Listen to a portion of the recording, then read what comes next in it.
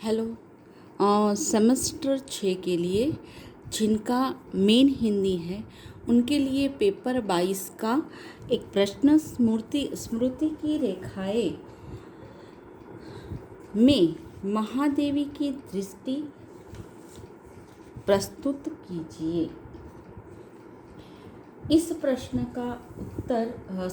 प्रश्न को अन्य और तरीकों से पूछा जाता है। स्मृति की रेखाएं में महादेवी की वेदना और करुणा का साकार रूप प्रस्तुत हुआ है, समझाइए।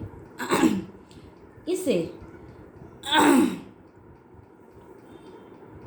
प्रस्तावना, रेखा चित्रों का अध्ययन, उपसंहार आदि मुद्दों से हम उत्तरित करने का प्रयास करेंगे। अब हम देखते हैं इस प्रश्न का उत्तर। काव्य के क्षेत्र में श्रीमती महादेवी वर्मा ने जिस मानवीय वेदना और करुणा की भावना को नव आयाम प्रदान किया है, वह उनकी नितांत निजी अनुभूतियों, गहन दार्शनिक चिंतनों का ही परिणाम है। इसके विपरीत अपने रचे रेखाचित्रों में उन्होंने वेदना और करुणा का जो सजीव एवं साकार रूपायन किया है, वह सब तरलायत कर देने वाले साक्षात एवं व्यवहार जगत की प्रत्यक्ष अनुभूतियों का प्रसाद है। इसमें संदेह की तनिक भी गुंजाइश नहीं है। इन्हें पढ़कर लगता है कि उन्होंने जीवन और समाज के दलित, पीड़ित व्यक्तियों को बहुत निकट से देखा है, उनके साथ मिलकर उस सबका प्रत्यक्ष भोग किया है, उसे जिया है। इसी कारण उनकी चित्रणों में इनकी तीव्रता एवं प्रभविष्णुता की सृष्टि संभव हो सकी है। अब हम देखते हैं रेखा चित्रों का अध्ययन। श्रीमती महादेवी वर्मा के वेदना पीड़ित, करुणा मूर्छित रेखा चित्रों के वर्ण विषयों की ओर इंगित करते हुए श्रीमती सच्चिरानी गुर्टू ने एक स्थान पर लिखा है कि उनका सरल, तरल,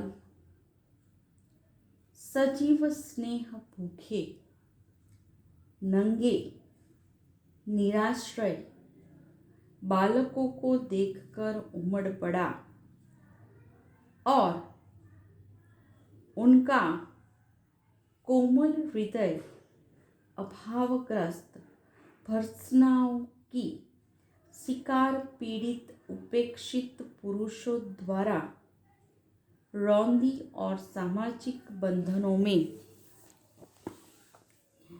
जकड़ी नारियों की आशा, निराशा, हास्य, रुदन और अंतः बाह्य ऊहापोह से द्रवित हो उठा है। जहाँ कहीं उन्हें परवश असहाय विधवा तथा कुसुम कलिसी कोमल अल्पवयस्का पति विहीना किंतु किसी युवक की विकृत वासनाओं की शिकार अवैध संतति से विभूषित कोई किशोरी बाला दिख पड़ी, वहीं उनके भीतर का तकाजा और भी अधिक दुर्दम्य, कठोर एवं आत्मवेदना से आलोडित होकर प्रकट हुआ। इस आलोडित प्राकट्य का परिणाम ही वस्तुतः अतीत के चलचित्र के बाद स्मृति की रेखाएं में संकलित सभी तरह के रेखाचित्र है। इन रेखाचित्रों में चित्रित प्रत्येक पात्र निम्न वर्गों से आया हुआ है। प्रगति और विकास के साथ साथ मानववाद और मानव अधिकारों की रक्षा का दंभ भरने वाले आज के वैज्ञानिक युग में भी उस वर्ग के लोगों का जीवन हर प्रकार से दीनहीन, पीड़ित, वेदना प्रेरित एवं उपेक्षित है। स्मृति की रेखाएं में इन्हीं सब से पूरित पात्र का करुणा, मार्मिक, सजीव एवं यथार्थ चित्रांकन किया गया है। समाज ने जिन्हें दलित, पीड़ित और इस कारण अपनी करुणा और सहानुभूति का पात्र जानकर भी हमेशा उपेक्षित किया है, वे सभी स्त्री पुरुष यहाँ महादेवी को की स्नेहिल सहानुभूति पाकर चीर अमर हो गए हैं। पहले रेखाचित्र की नायिका है लक्ष्मीन या लक्ष्मी, उपनाम भक्तिन, जिसका समूचा जीवन ही करुणा व्यथा की एक निर्मम गाथा है। उसका एक अंश देखिए। भक्तिन क्योंकि किसी बेटे को जन्म न दे 3 कन्याओं को जन्म देती है, इस कारण उसे अपने ही घर में उस अवस्था में भी पीड़ित होना पड़ता है, जबकि वह और उसकी बेटियां दिन भर कोल्हू के बैल की तरह खटती रहती है। छोटी बहू की लिक छोड़कर चलने के कारण उसे दंड मिलना आवश्यक हो गया। जिठानियाँ बैठकर लोक चर्चा करती और उनके कलूटे लड़के धूल उड़ाते। वह मट्ठा फोड़ती, कूटती, पीसती, रांधती। उसकी नन्ही लड़कियां गोबर उठाती, कंडे पाथती। जिठानियाँ अपने भात पर सफ़ेद राब रखकर गाढ़ा दूध डालती और अपने लड़कों को औंटते हुए दूध पर से मलाई उतारकर खिलाती। वह काले गुड़ की डली के साथ कठौती में मट्ठा पीती और उसकी लड़कियां चने बाजरे की घुघरी चबाती। यह उदाहरण उन्होंने यहाँ पर जो स्मृति की रेखाएं में भक्तिन नामक जो रेखा चित्र प्रस्तुत किया है उसमें यह से दिया गया है। नारियों द्वारा इस प्रकार का व्यवहार एक नारी को ही कल्पवासी ठकुरी बाबा के रेखा चित्र में भी मिलता है। बीबिया और गुंगिया भी नारियों द्वारा पीड़ित होती है। यद्यपि इन दो की पीड़ाओं का मुख्य कारण पुरुष ही है। चीनी फेरीवाला में भी नारी और पुरुष दोनों पर नारी के अत्याचारों का वर्णन हो वेदना करुणा की सृष्टि कर पाता है। विमाता द्वारा किशोरी बहन को वेश्यावृत्ति के लिए विवश करने के बाद में बहन एक रात अचानक गायब हो जाने पर उसकी खोज में निकल उसे जिस प्रकार की यातनाएं भोगनी पड़ती है, वस्तुतः वे पत्थर को भी पिघला देने की क्षमता रखती है। उस बेचारे को कुत्ते बिल्ली जैसा जीवन जीने की को बाह्य होना पड़ता है। उसका एक अंश देखिए। यह अंश हमने जो लिया है वह चीनी फेरी वाला का है। कुत्ते के पिल्ले के समान ही वह घुटनों के बल खड़ा रहता और हंसने रोने की विविध मुद्राओं का अभ्यास करता। हंसी का स्रोत इस प्रकार सूख चुका था कि अभिनय में भी वह बार बार भूल करता और मार खाता, पर क्रंदन उसके भीतर इतना अधिक उमड़ा रहता था कि जरा मुंह बनाते ही दोनों आँखों से दो गोल गोल बूंदें नाक के दोनों ओर निकल आती। इस प्रकार समूचा रेखा चित्र ही करुणा वेदना से भरपूर होकर था। वे पाठकों को भी इसमें अपनी ओर खींचे बिना नहीं रहता। तीसरे रेखा चित्र में पहाड़ी कुलियों का जो चित्र उतारा गया है उसमें उसे हम करुणा का साकार स्वरूप कह सकते हैं। वर्णित दैन्यजन्य करुणा का भाव वस्तुतः व्यक्ति की व्यथा वेदना को उभार कर एक प्रकार से उसे सिसकारने के लिए बाध्य कर देता है। पहाड़ी कुली दुख दैन्य का जीवंत साकार स्वरूप प्रतीत होते हैं।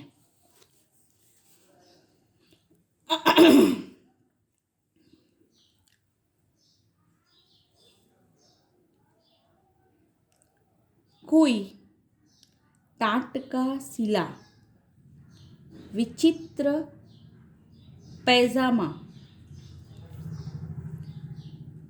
और फटे हुए काले खुरदरे कंबल का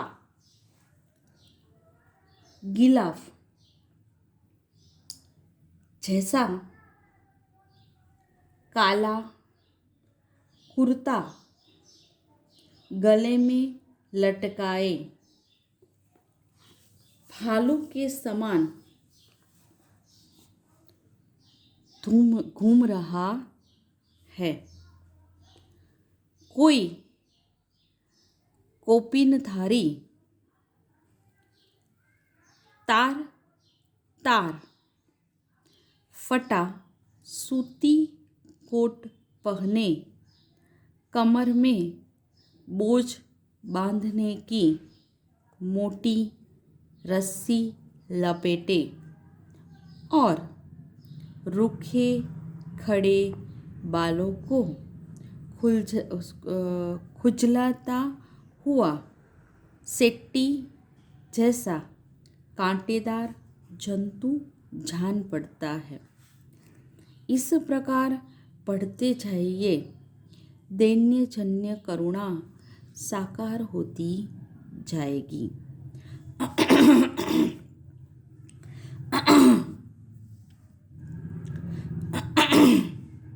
यहाँ लेखिका ने तुलनात्मक दृष्टि अपनाकर संपन्न यात्रियों की मानसिकता का जिस प्रकार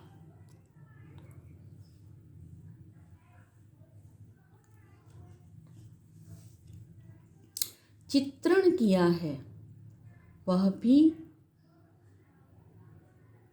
वस्तुतः कारुण्य एवं वेदना को प्रवाहित करने वाला ही प्रमाणित होता है।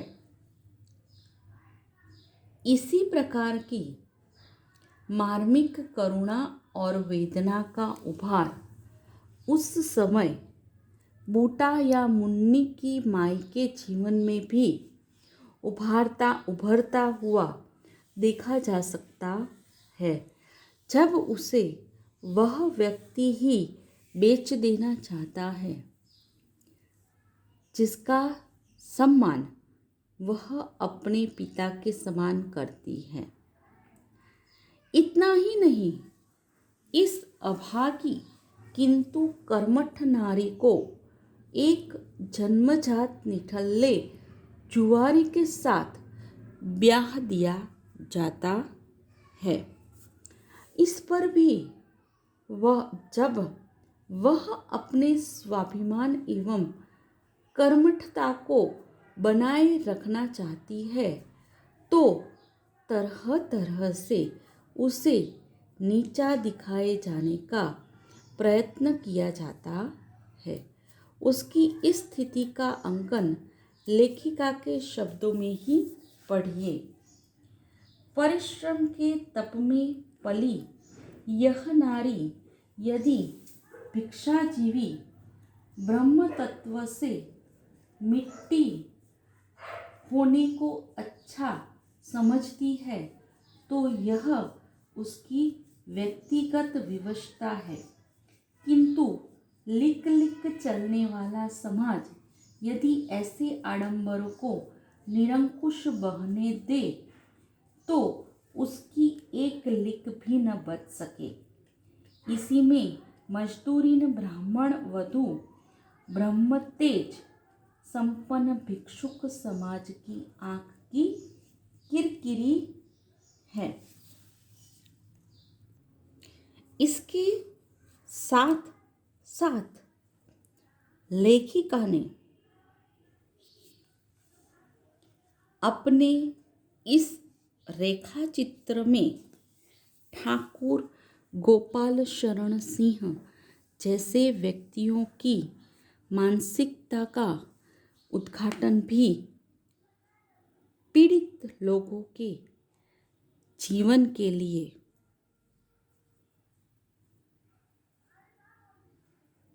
एक व्यंग के समान करके इनकी व्यथा वेदना के कारणों पर प्रकाश डालने का प्रयास किया है।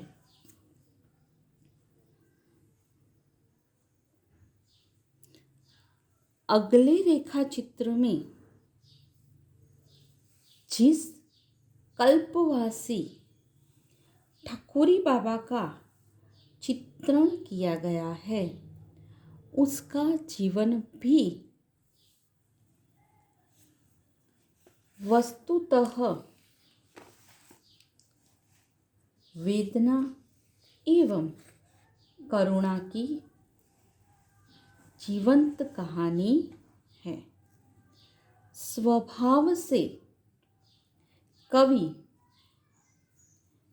उस ग्रामीण व्यक्ति को जिस प्रकार की परिस्थितियों से गुजरना पड़ता है, अपनों परायों द्वारा उसे जिस प्रकार का स्वार्थ पूरित व्यवहार मिलता है, वह वस्तुतः अपने यथार्थ में अत्यधिक हृदयद्रावक है। एक कवि हृदय व्यक्ति का जीवन समाज की प्रताड़नाओं विडंबनाओं में पीड़ित होकर ही कवि कर्म के साथ अनमोल कृषि कर्म का दायित्व निर्वाह करने की को बाध्य होना पड़ता है। यह करुणा का एक पीड़ाकारक रूप नहीं तो और क्या है?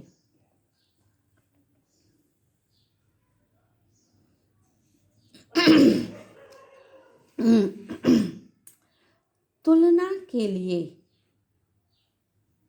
लेखिका ने नगरीय कवियों और कवि सम्मेलनों का जो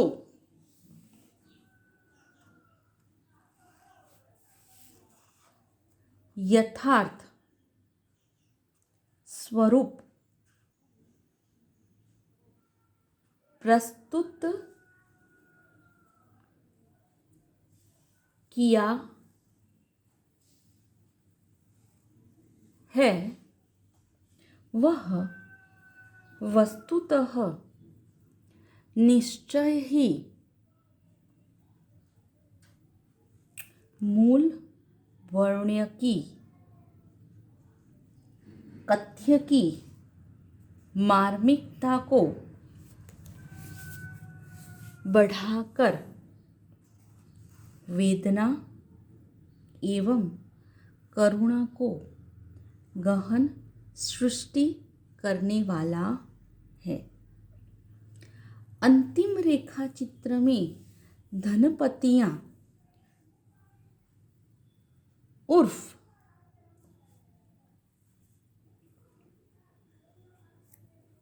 गुंगिया की असमर्थ एवं उपेक्षित ममता भावना का जो चित्रांकन किया गया है वस्तुतः उसमें व्यक्त करुणा और व्यथा अपना उदाहरण आप ही है। जन्मजात गूंगी धनपतियां की व्यथा एक तो उस क्षण अत्यधिक उत्पीड़क बन जाती है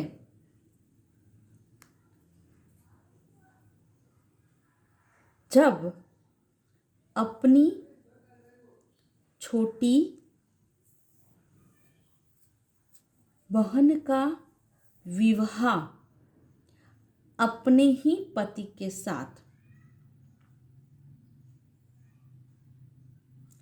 होते देख उसकी करुण क्रंदन भरी चीख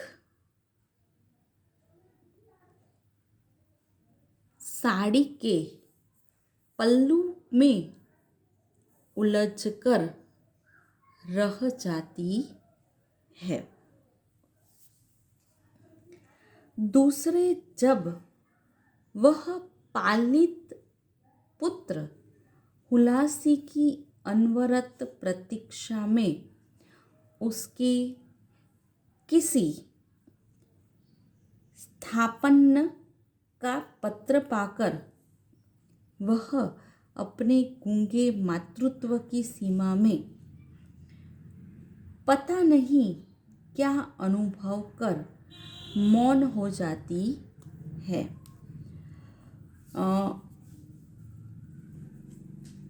उसका एक उदाहरण देखिए, गूंगिया रेखा चित्र का एक उदाहरण देखिए। गूंगिया ने उस मैले फटे कागज के टुकड़े का अस्थि शेष उंगलियों में दबाकर पंजर जैसे हृदय पर रखकर आंखें मूंद ली, पर झुर्रियों में सिमटी हुई पलकों के कोने से बहने वाली आंसू की पतली धार उसके कानों को छूकर